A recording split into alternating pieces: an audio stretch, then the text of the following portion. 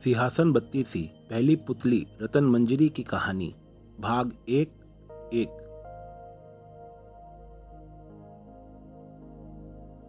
फिर आइए शुरू करते हैं इस पुस्तक की रोचक व मजेदार कहानियों का सफर।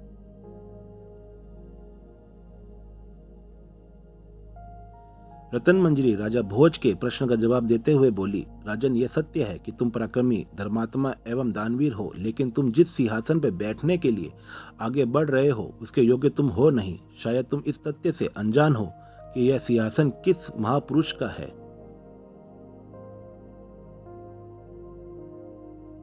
नादान पुतली, मैं कभी इस प्रकार के शब्द सुनने का आदी नहीं रहा। यदि दोबारा तूने मेरा अपमान किया तो मेरे सैनिक तेरे उस महापुरुष के इस सिंहासन के टुकड़े टुकड़े कर देंगे, राजा भोज ने गुस्से में कहा। राजन, इस प्रकार का कथन आपके मुख से शोभा नहीं देता। आप राजा हैं और राजा को इतनी जल्दी क्रोधित नहीं होना चाहिए। पुतली जो कहती है उसे ध्यानपूर्वक सुनिए। जब पुतली अपनी बात समाप्त कर ले तब विचार करके कोई निर्णय लेना ही उचित होगा। राज पंडित ने अपने आसन से खड़े होकर कहा। पुतली ने मुस्कुराते हुए कहा, बस राजन, इतनी जरा सी बात सुनकर ही क्रोधित हो उठे।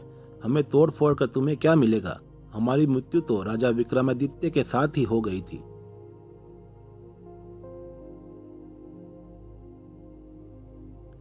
राजा विक्रमादित्य का नाम सुनते ही राजा भोज चौंकते हुए बोले, विक्रमादित्य?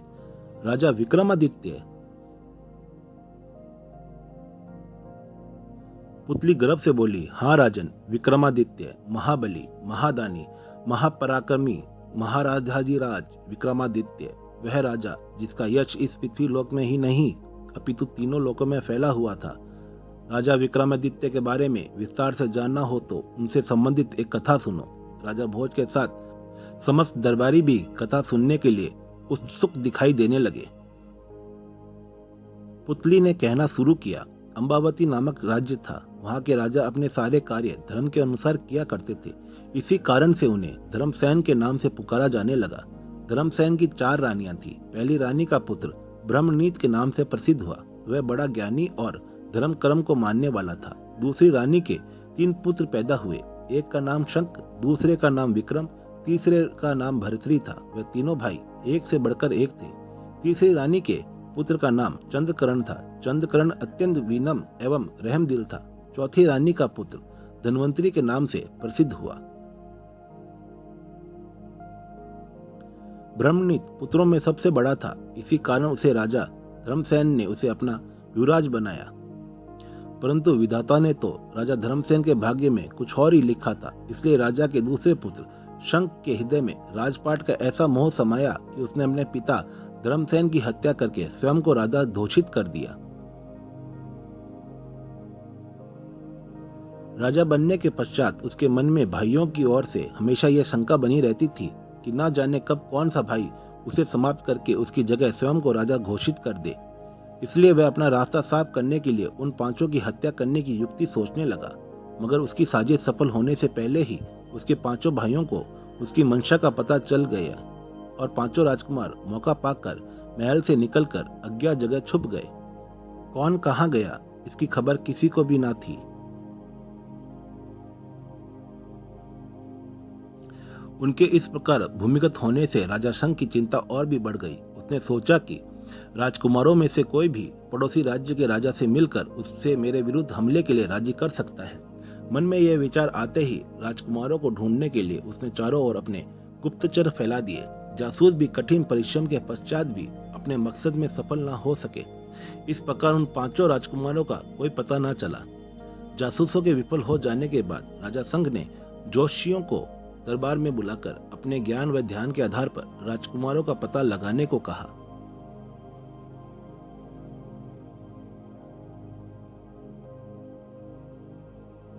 ज्योतिषियों ने अपने ज्ञान के आधार पर यह भविष्यवाणी की कि वे 5 राजकुमार यहाँ से भागकर घने जंगल में पहुंचकर रास्ता तलाश करते हुए 4 तो जंगली जानवरों का शिकार होकर मृत्यु को प्राप्त हो चुके हैं, अथवा 5वां राजकुमार विक्रम जंगल में तपस्या कर रहा है। विक्रम के बारे में यह भविष्यवाणी सुनकर शंख की परेशानियों में वृद्धि हो गई, क्योंकि विक्रम ही उसकी मां से उत्पन्न उसका छोटा भाई था। इसलिए राजा शंख के उसके बारे में अधिक जानता था। यही कारण था कि अन्य भाइयों की अपेक्षा उसे विक्रम से ज्यादा खतरा था।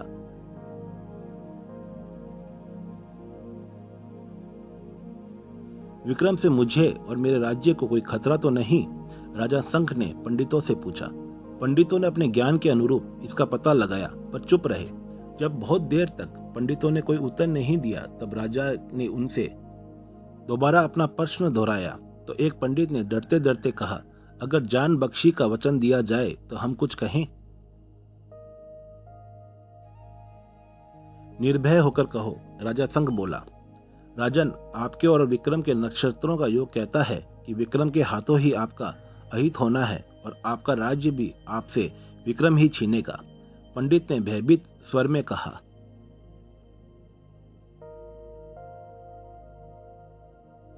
यह सब सुनकर शंख का क्रोध 7वें आसमान पर पहुंच गया। उसने गुस्से से पंडितों को घूरा। पंडित उसकी मुख मुद्रा देखकर और अधिक भयभीत हो उठा और कांपती आवाज में बोला, राजन, ये जो कुछ भी मैंने कहा है अपनी तरफ से नहीं कहा।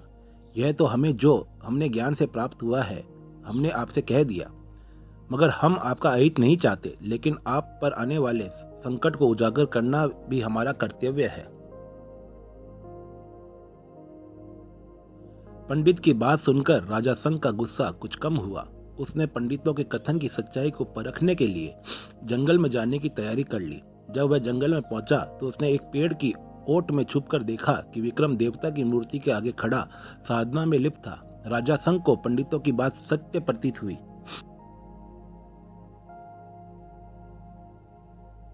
कुछ देर बाद विक्रम अपनी साधना से उठा और स्नान आदि के लिए चला गया। विक्रम के वहां से जाते ही राजा शंख उस मूर्ति के निकट पहुंचा और उसका अपमान करने लगा जिसकी विक्रम पूजा कर रहा था। यह सब देखकर सैनिक अचंभित रह गए और एक दूसरे से कहने लगे, राजा की बुद्धि भ्रष्ट हो गई है जो वह ऐसी हरकतें कर रहा है। राजा के साथ आए हुए दरबारियों ने राजा को समझाना चाहा। उन्होंने कहा, राजन, यह आपने अच्छा नहीं किया जो एक देवता को अपमानित किया। देवता कोई भी हो, इंसान को सिर झुकाकर उसका आदर करना चाहिए। राजा ने दरबारियों की सलाह को अपना अपमान समझा और वह अहंकार में बोला, मेरे अंदर देवता की पहचान करने की योग्यता है। मैं अगर इसमें किसी देवता की छवि देखता तो इसकी पूजा अर्चना करता, परंतु यह सिर्फ मिट्टी की मूर्ति है। इसी कारण मैंने इसका अपमान किया। राजा के विचार सुनकर दरबारी अत्यंत आहत हुए, परंतु चुप रहना ही उनकी विवशता थी। अब राजा शंख विक्रम को मारने के लिए किसी युक्ति पर विचार करने लगा। इसी योजना के अंतर्गत वह विक्रम के निकट पहुंचा और उससे बहुत ही मीठे स्वर बोला, विक्रम, यह क्या? तुम मेरे छोटे भाई हो और यहाँ सन्यासी जैसा जीवन व्यतीत कर रहे हो, वह भी इस भाई के होते हुए जो इस राज्य का राजा है। तुम्हारी यह स्थिति मेरे मन को अति व्याकुल कर रही है। क्या मैं इस लायक भी नहीं हूँ जो तुम मेरे साथ महल में चलकर रहो? तुम्हारे साथ रहने से मेरी शक्ति और आत्मविश्वास में वृद्धि होगी। क्या तुम यह सब नहीं चाहते? स्वभाव से कोमल हृदय वाला विक्रम उसकी चाल में फंसकर राजमहल में आ गया।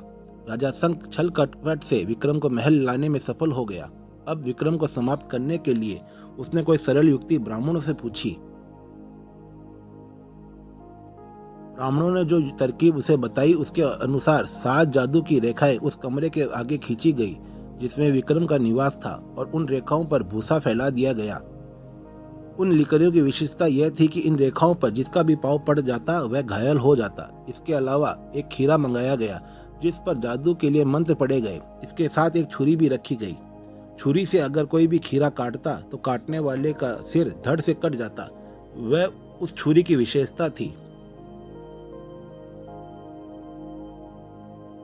राजा शंख ने पूरी तैयारी करने के बाद एक सेवक के द्वारा विक्रम को बुलाया। राजा शंख का विचार था कि विक्रम जब अपने कक्ष से बाहर कदम रखेगा तो उसका पैर लकीरों पर अवश्य पड़ेगा और वह घायल हो जाएगा। इसी दौरान उसके हाथ में खीरा व छुरी देकर खीरा कटाया जाएगा तो उसका सिर धड़ से अलग हो जाएगा। इस प्रकार विक्रम की मृत्यु हो जाएगी और किसी पर उसकी हत्या का दोष भी नहीं लगेगा।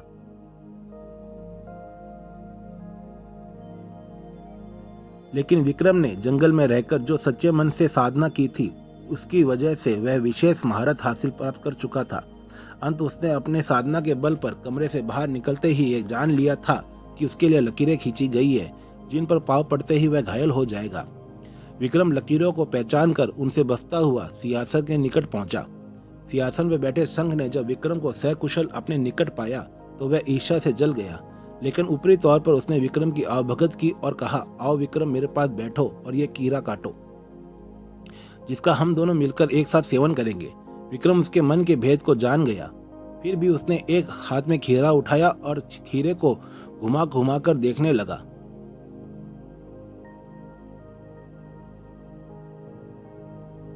शंख का हृदय तेजी के साथ धड़कने लगा और उसने कहा, विक्रम, क्या सोच रहे हो? इस छुरी को उठाओ और अपने हाथों से खीरा काटकर मुझे खिलाओ। विक्रम ने छुरी को उठाया और उसे खीरे के नजदीक ले जाकर तिरछी नजरों से शंख की ओर मुस्कुराकर देखा। राजा शंख विक्रम की छुरी उठाते ही अपने आप को सामान्य दिखाने के लिए इधर उधर देखने लगा।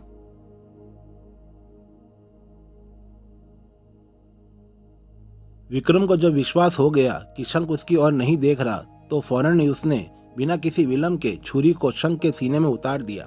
विक्रम का वार इतना तेज था कि विक्रम का काम तमाम हो गया।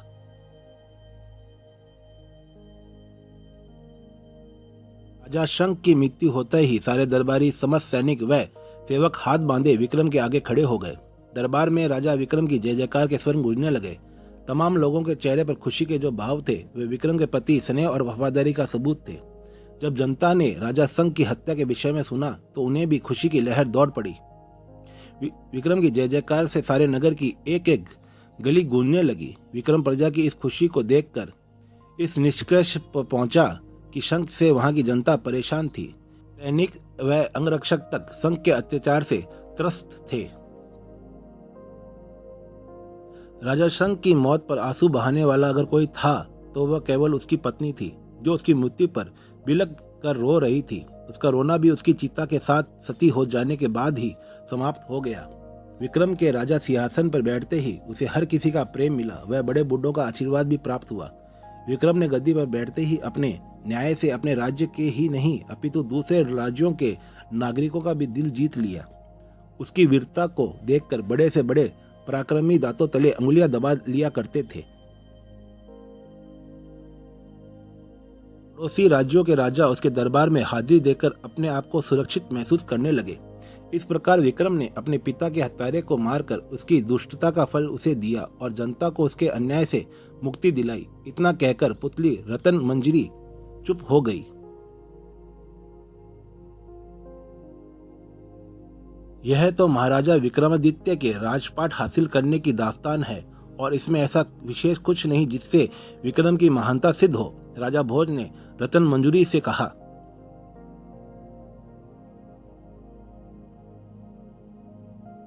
यह बात सुनकर रतन मंजरी पुतली थोड़ा मुस्कुराई और बोली, सुनो राजा भोज, यह तो विक्रमादित्य के बारे में कहे जाने वाली कथा का प्रारंभ है। यह ठीक है कि अब तक कही गई कथा में विशेष कुछ नहीं, पर अब जो मैं बताने जा रही हूँ वह तुम जरा अधिक ध्यान से सुनना, क्योंकि यह विक्रम की न्यायप्रियता एवं वीरता की बहुत महत्वपूर्ण बातें हैं। अगले वीडियो में मैं इस पुस्तक की अगली कहानी की शुरुआत करूंगा, जिसमें आप पढ़ेंगे और सुनेंगे सिंहासन बत्तीसी, पहली पुतली रतन मंजरी की कहानी, भाग 1-2।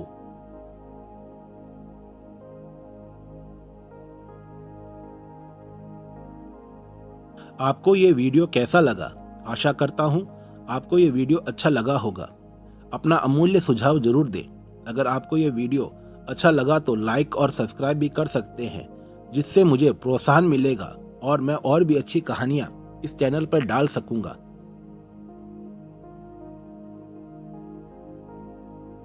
आप सबका बहुत बहुत आभार और धन्यवाद।